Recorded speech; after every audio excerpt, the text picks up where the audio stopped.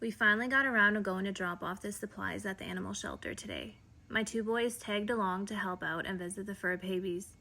We try and visit as often as we can. I'm a dog owner of 4. I always tell my husband I would have a house full if I could. Unfortunately, every day, animals are abandoned, injured, or left without a home. I strongly encourage, if it's in your means to do so, to donate, pick up supplies, or even just a visit. It can be the reason one of them gets a second chance. We're their voice, and it really does take a village. I can't wait to share more in the coming days. Feel free to subscribe. Changing the world one act at a time. Goodbye for now.